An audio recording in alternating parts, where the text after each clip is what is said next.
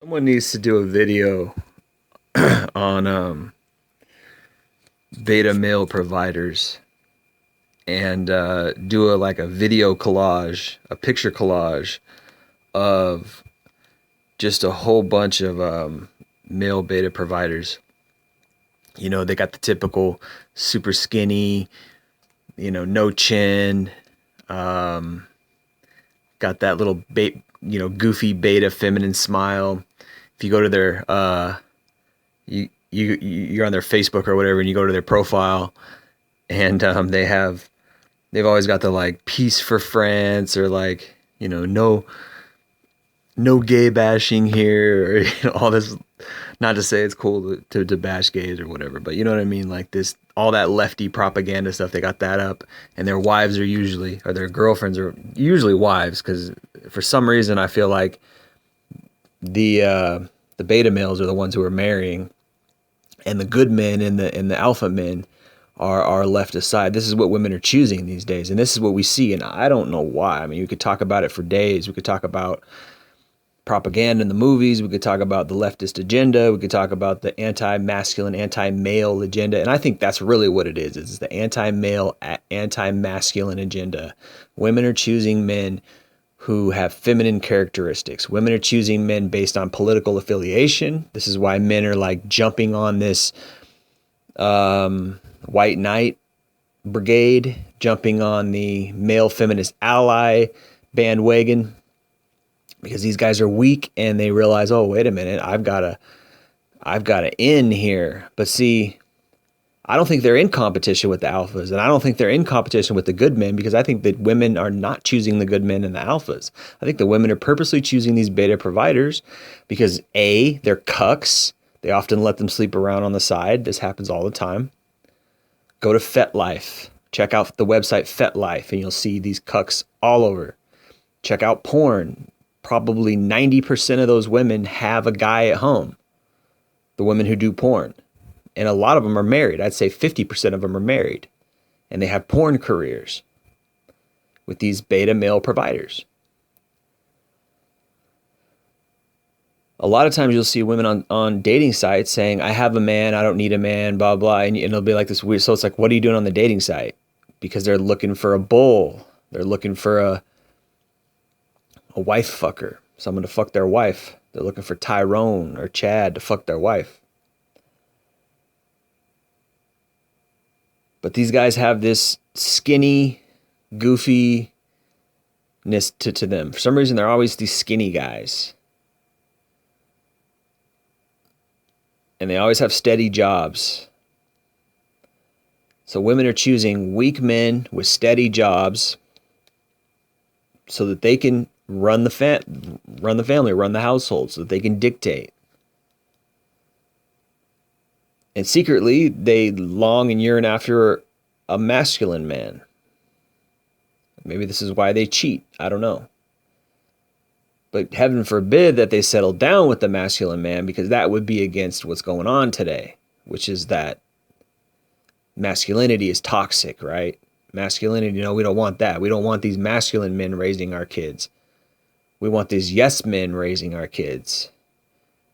And I don't know what it is. They think men are evil. Maybe they see the wars that happen, but that's not men.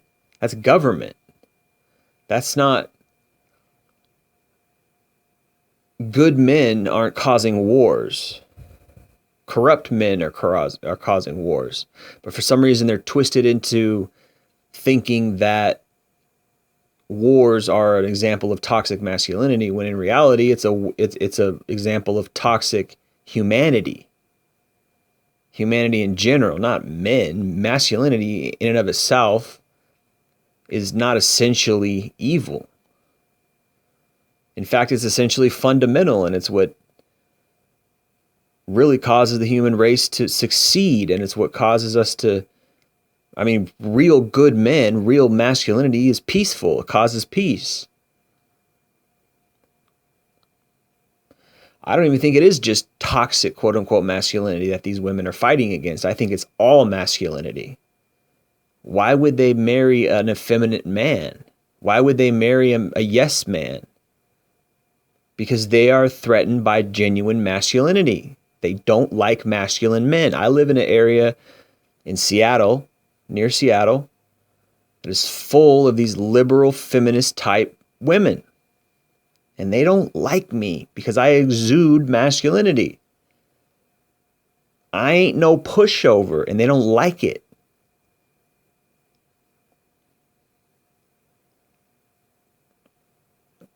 I'm a strong male. I know who I am. I have self-esteem. I know what masculinity is. Now, at times I get beaten down. At times I was raised with a messed up dad. I grew up having trouble learning about masculinity. So I went through my blue pill narrative phase. I went through my phase of thinking women are a certain way and not understanding, because I didn't have a dad to really show me masculinity and show me and teach me how women really respond to masculinity, how good women really respond to masculinity. But nowadays it's getting harder and harder to find good women. So the whole thing is messed up on both sides. We got divorced parents raising single kids, single parent kids who don't know how to be masculine, don't know how to be properly feminine, don't know how to be good masculine, don't know how to be good feminine. You got a lot of toxic genders on both sides, toxicity on both sides, toxic feminism and toxic masculinity. Toxic masculinity is using force to get what they want. Cheating, lying, stealing, that goes without saying. That's toxic humanity in general. You got toxic women, young women who are only looking for men with money, who are using men for our resources, using men for our sperm to get them pregnant so they can use us or use the state to get by. That's toxic.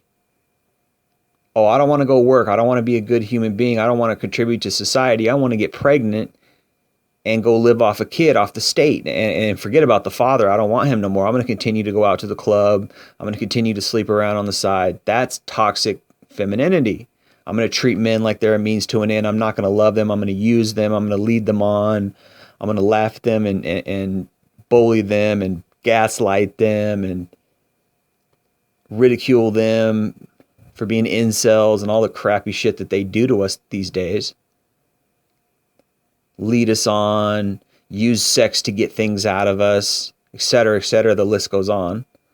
That's toxic femininity. That's toxic humans, but there is a differentiation between the genders. Toxic males have a certain way of being toxic about them. They're in competition with other men. They put other men down. They use means to lie, cheat, and steal their way into certain things. Toxic women are in competition with other women. They put other women down. They lie, cheat, and steal to get certain things. They use men. Toxic men would use women in the same way.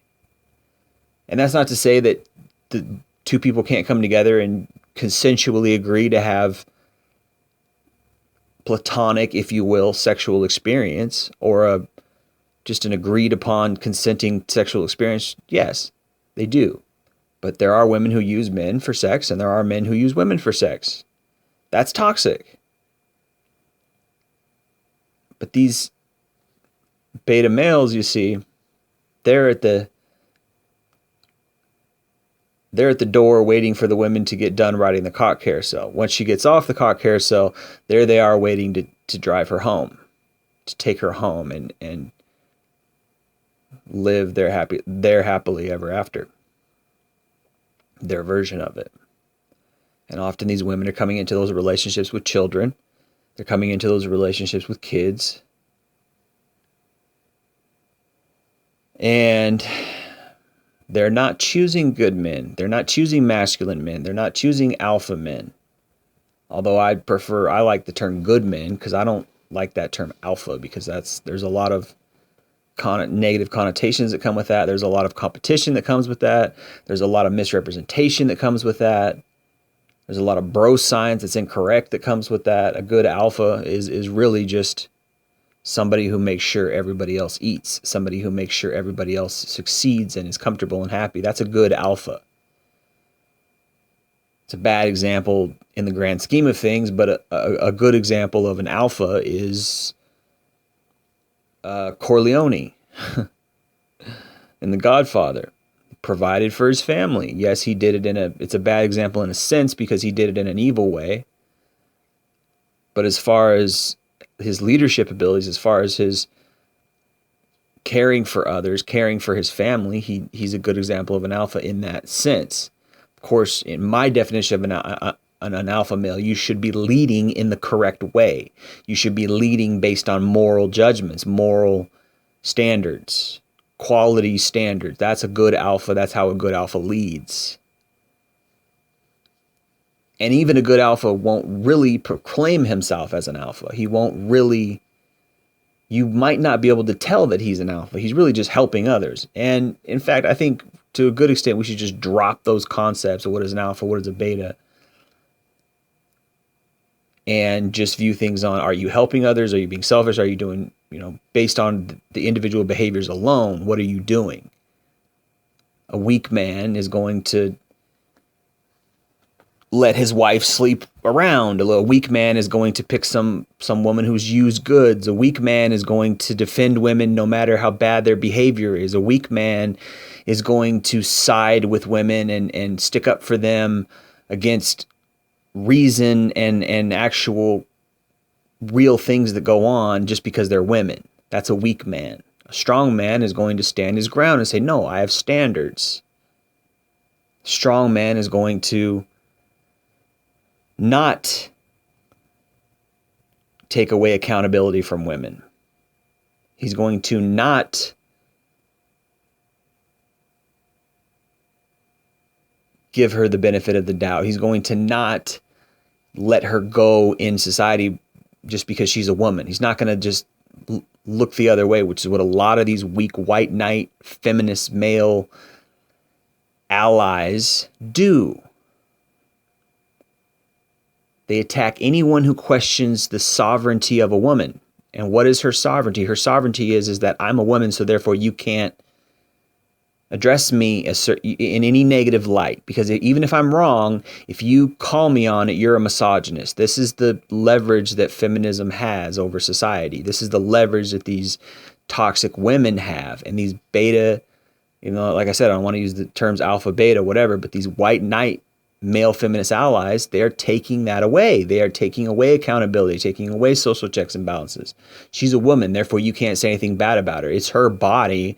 Yes, to an extent, she has choice, and she has choice to an extent of how she treats others. It doesn't mean that there's going to be no consequence. It doesn't mean that there should be no consequence, because that's just not fair.